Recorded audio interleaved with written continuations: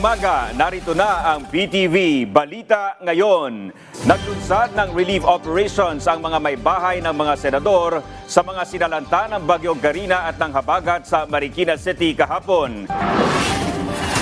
Pinangunahan ng Senate Spouses Foundation Incorporated ang pamamahagi ng relief goods sa mahigit 2,600 residente.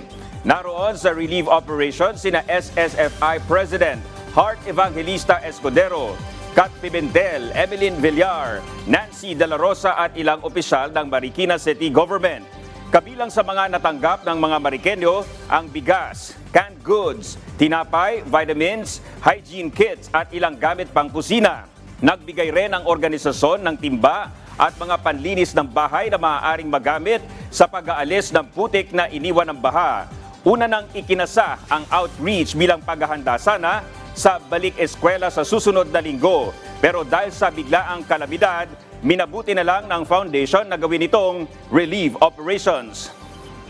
Sa kabila ng iniwang pinsala ng habagat at ng Bagyong Karina, desidido si Pangulong Ferdinand R. Marcos Jr. na ituloy ang pagbubukas ng klase sa Lunes, July 29. Ayon sa Pangulo, hindi dapat maantala ang pagkatuto ng mga bata.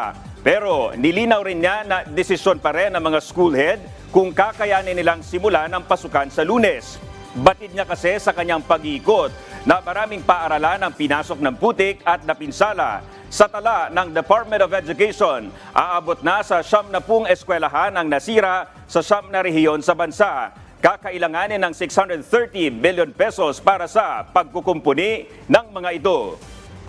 At yan ang mga balita sa oras na ito. Para sa iba pang updates, i-like at i-follow kami sa aming mga social media account. Ako po si Dominic Almelor para sa Pambansang TV sa Bagong Pilipinas. Magandang umaga!